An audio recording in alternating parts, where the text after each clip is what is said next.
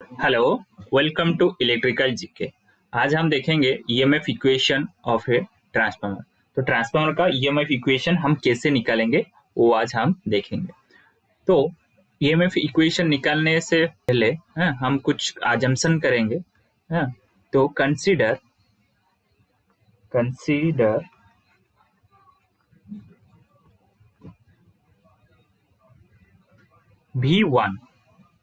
V1 को consider करेंगे। किसमें ना, V1 हमारा होगा अल्टरनेटिंग वोल्टेज, ठीक है। और F को हम क्या करेंगे ना, फ्रीक्वेंसी पकड़ के चलेंगे, ठीक है। F हमारा क्या है ना, फ्रीक्वेंसी। तो अगर हम सप्लाई दे रहे हैं, प्राइमरी साइड में हम सप्लाई दे रहे हैं, V1 सप्लाई दे रहे हैं, ठीक है।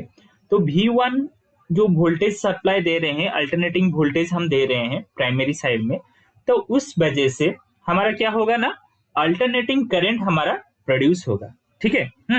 तो वो अल्टरनेटिंग करंट प्रोड्यूस होने से हमारा क्या होगा ना, अल्टरनेटिंग फ्लक्स वो भी हमारा क्या होगा ना, प्रोड्यूस होगा। उसको मैं डिनोट करता हूं फाई से, ठीक है। तो फाई हमारा यहाँ पर क्या हो गया ना, फ्लक्स है। और फाई एम जो है, ठीक है, फाई एम को हम ले जाते हैं मैक्सिमम वैल्यू ऑफ फ्लक्स, और N1 को अज्यूम करेंगे नंबर ऑफ प्राइमरी टर्न्स। कितना नंबर का प्राइमरी टर्न्स है, वो हम N1 से अजम्पशन किए हैं, ठीक है।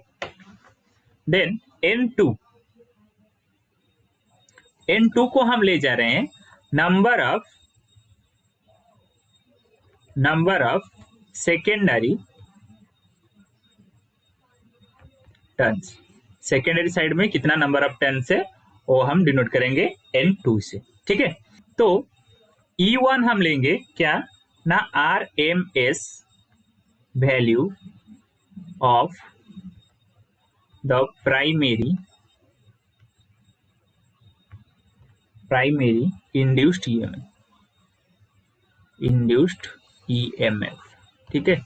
उस तरीके से E2 को भी हम ले जाएंगे क्या ना, RMS value of the secondary, ठीक है, सेकेंडरी इंड्यूस्ड EMF, ओके। तो हमें पता है Faraday law of electromagnetic induction से क्या पता है ना, फ्रॉम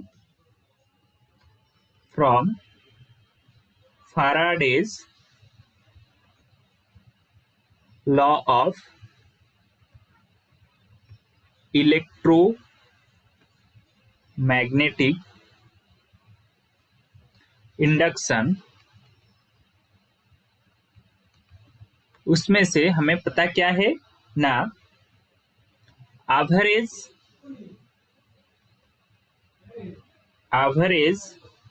EMF पर टर्न क्या होगा ना, d∅dt होगा, ठीक है।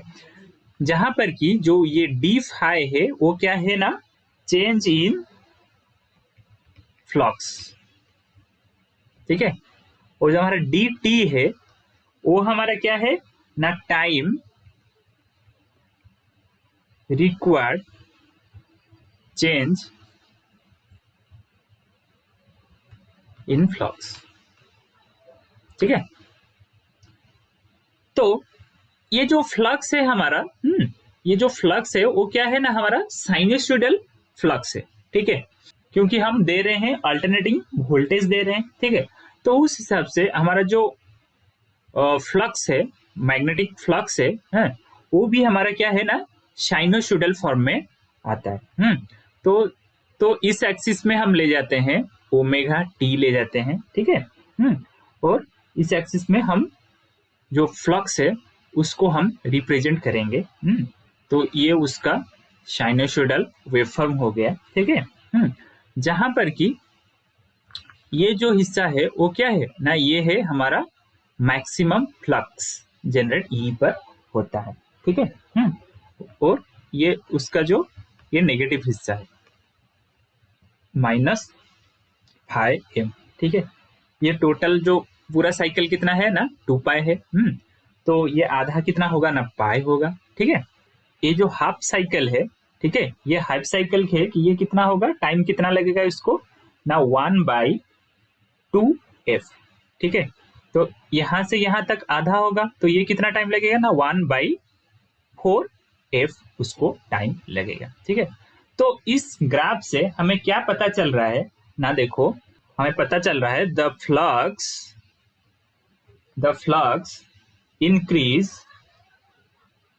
increase from 0 value to maximum value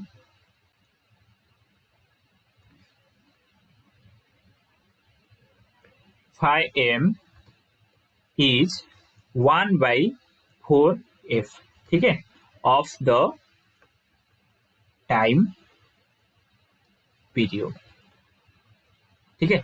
तो कितना टाइम लगता है ना 1/4f टाइम पीरियड उसको लगता है, ठीक है।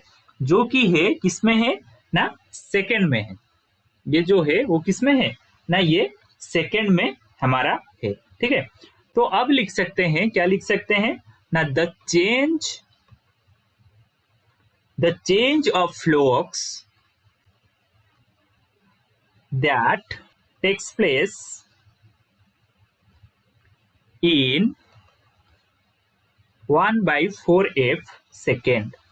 वो जो चेंज इन फ्लक्स हमारा कितना होगा ना 5m - 0, 0 से शुरू हो रहा था, एंड कहाँ पर ना मैक्सिमम वैल्यू 5m, तो कितना आ जाएगा ना 5m वेबर हमारा आ जाएगा, ठीक है। तो अब हम लिख सकते हैं जो पहले ऊपर में निकाले थे इक्वेशन जो था क्या ना, Faraday law of electromagnetic induction से ये वाला है एवरेज ईएमएफ पर टर्न्स है, उसी में से हम अभी लिख सकते हैं क्या ना, देखो ना d∅dt, ठीक है, d∅dt इक्वल्स टू क्या लिख सकते हैं ना, हम लिख सकते हैं चेंज इन फ्लक्स जो हो रहा है, ठीक है कि नहीं है। तो जो फ्लक्स है वो कितना है ना 5m है डिवाइडेड बाय टाइम कितना है ना, टाइम हमारा है 1/4f, ठीक है। f हमारा क्या है ना, f हमारा फ्रीक्वेंसी है। तो दिस इक्वल टू क्या होगा ना, ये जो 1/4f है वो क्या होगा ना ऊपर चला आएगा है, तो ऊपर आने से 4f 5m, ठीक है, ये हो जाएगा वेबर पर सेकेंड में आ जाएगा, ठीक है। तो हमें पता है क्या ना, जो फॉर्म फैक्टर होता है, ठीक है, जो फॉर्म फैक्टर होता है वो कितना होता है ऑफ ए साइन वेव का, कितना होता है ना RMS value divided by average value, वो कितना आता है ना 1.11 आता है, ठीक है। तो हम लिख सकते हैं क्या ना RMS value of EMF induced in one turn equals to कितना होगा ना 4πm f इंटू 1.11 वोल्ट, ठीक है, ये इतना आ जाएगा। हाँ, तो इसको सॉल्व करने से कितना आएगा, देखो ना, इसको हम जब 4 को मल्टीप्लाई करेंगे 1.11 से तो कितना आएगा ना 4.445 f वोल्ट, ठीक है। तो इसको हम और लिख सकते हैं क्या ना, the RMS value of EMF induced in primary voltage equals to कितना होगा ना 4.445 एम एफ एन 1 वोल्ट। ठीक है, उस तरीके से हम लिख सकते हैं क्या ना R M S value of E M F induced in secondary voltage, ये कितना आएगा ना 4.445 एम फ्लक्स 5 एम हो गया है, एफ हमारा जो फ्रीक्वेंसी यहाँ पर N2 है, प्राइमरी साइड का नंबर ऑफ टर्न्स आ गया। ठीक है, तो इसमें से हमें क्या पता चला ना, जो ईएमएफ इक्वेशन है ट्रांसफार्मर का, तो V1 जो है वो कितना आएगा ना V1 equal to E1। V1 हमारा क्या है ना सप्लाई वोल्टेज है। ठीक है, E1 हमारा टर्मिनल वोल्टेज है। तो वो कितना आएगा ना 4.445 एम एफ N1। ठीक है, V2 कितना आएगा ना E2। ठीक है, ये कितना आएगा ना 4.445 M F. Voltage ratio transformer का वोल्टेज रेशियो हम देखेंगे। ठीक है, तो ट्रांसफार्मर का वोल्टेज रेशियो कैसे निकलेगा ना E2/E1। ठीक है कि नहीं। तो इक्वल्स टू कितना होगा, E2 का वैल्यू कितना है ना 4.445 M N2 divided by 4.445 M F N1। ठीक है, तो ये क्या होगा ना ये कट जाएगा, ये कट जाएगा, तो कितना चलाएगा ना N2/N1 यहाँ पर चला आएगा। तो हम इसको लिख सकते हैं implies that E2/E1 equals to N2/N1। हम ये लिख सकते हैं, ये है क्या ना वोल्टेज रेशियो ऑफ ट्रांसफार्मर। ठीक है, तो इस वोल्टेज रेशियो से हम कुछ नोट लिखते हैं जो कि बहुत इंपॉर्टेंट है। तो नोट क्या होगा ना, देखो ये जो नोट है, नोट अभी अवेलेबल है हमारा ऑफिशियल वेबसाइट में, आप जाके वहां से डाउनलोड कर सकते हैं। ठीक है, हमारा क्लास वाइज हमारा नोट अवेलेबल है, आप जाके वहां पर डाउनलोड कर सकते हैं। ठीक है, तो नोट 1 में देखते हैं। नोट 1 में क्या होगा ना, if N2 is greater than N1। ठीक है, तो दैट इज K का वैल्यू जो रहेगा क्या रहेगा ना ज्यादा रहेगा 1 से। ठीक है, तो we get E2 greater than E1। ठीक है कि नहीं है,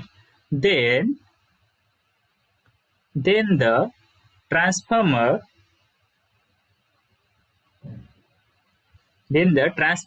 is called step up transformer. ठीक है,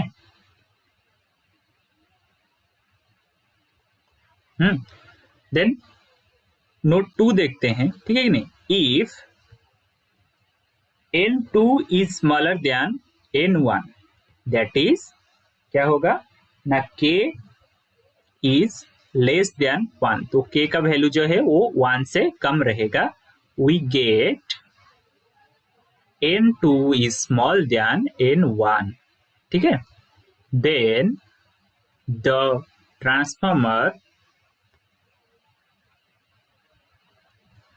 is called step down transformer. ठीक है, तो पहला वाला क्या बोल रहे हैं ना, जब हमारा प्राइमरी साइड का वोल्टेज कम रहेगा। ठीक है कि नहीं, प्राइमरी साइड का वोल्टेज कम रहेगा, प्राइमरी साइड का जो वाइंडिंग हुआ है वो भी कम रहेगा। ठीक है कि नहीं, कंपैरिजन टू सेकेंडरी साइड है, तो सेकेंडरी साइड का ज्यादा रहेगा। तो उस टाइम में K का जो वैल्यू है वो क्या रहेगा ना 1 से ज्यादा रहेगा। और क्या होगा, जो ट्रांसफार्मर हम यूज कर रहे हैं उसको हम क्या बोलेंगे ना स्टेप ऑफ ट्रांसफार्मर, क्योंकि हम सेकेंडरी साइड में कम वोल्टेज दे रहे हैं पर आउटपुट में हम ज्यादा वोल्टेज पा रहे हैं। तो क्या हो रहा है, वोल्टेज हमारा अप हो रहा है, स्टेप अप हो रहा है। ठीक है कि नहीं।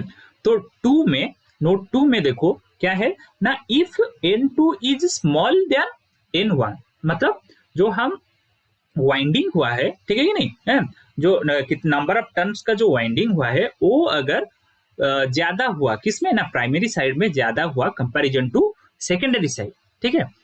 तो वोल्टेज भी उस तरीके से ज्यादा रहेगा किसमें ना, प्राइमरी साइड में हमारा वोल्टेज ज्यादा रहेगा कंपैरिजन टू सेकेंडरी साइड का वोल्टेज कम रहेगा।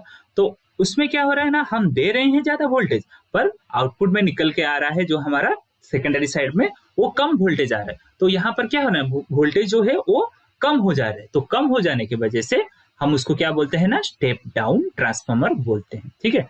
देन नंबर 3, ठीक है। तो नंबर 3 नोट क्या बोल रहा है ना, if N2 equal to N1, ठीक है, that is K equal to 1 होगा, ठीक है कि नहीं है। तो we get E2 equals to E1, ठीक है। तो उस ट्रांसफार्मर को हम क्या बोलते हैं, या उस ट्रांसफार्मर को हम बोलते हैं आइसोलेशन ट्रांसफार्मर, ठीक है। उस ट्रांसफार्मर को हम बोलते हैं आइसोलेशन ट्रांसफार्मर, जिसका कि और इसको क्या बोलते हैं ना, और 1:1 ट्रांसफार्मर, ठीक है, 1:1 ट्रांसफार्मर बोलते हैं। ये जो आइसोलेशन ट्रांसफार्मर होता है ये एक्चुअली प्रोटेक्शन के लिए हम यूज करते हैं, सर्ज प्रोटेक्शन, ठीक है। जैसे कि हमें कोई करंट ना लगे, हमको प्रोटेक्शन दे, उसमें से हम यूज करते हैं आइसोलेशन ट्रांसफार्मर, ठीक है। देन नेक्स्ट देखते हैं हमारा करंट का रेशियो, तो करंट रेशियो,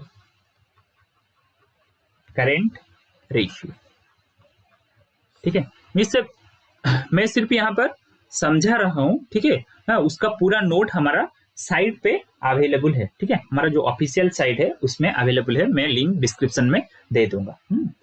ये जो करंट रेशियो है वो क्या है ना, apparent input power equals to apparent output power. हम कैसे निकालेंगे करंट रेशियो को ना, हमें पता है हम जितना इनपुट पावर देते हैं उसमें से क्या होता है ना, आउटपुट उसी से साथ सेम होगा, ठीक है कि नहीं है। तो apparent input power equals to apparent output power, ठीक है। तो अपरेंट जो इनपुट पावर है वो क्या है ना, V1 I1 equals to V2 I2, ठीक है कि नहीं। हमारे पावर का फॉर्मूला क्या होता है अपरेंट पावर का ना, V इंटू आई है। तो इनपुट साइड में क्या है ना, V1 I1 है करंट, ठीक है कि नहीं है। तो सेकेंडरी साइड में V2 voltage I2 voltage current है, ठीक है। तो हमारे यहाँ पर पावर क्या होगा, प्राइमरी साइड में ना जो इनपुट है वो क्या होगा ना, V1 into I1 equals to secondary side में V2 इंटू I2, ठीक है।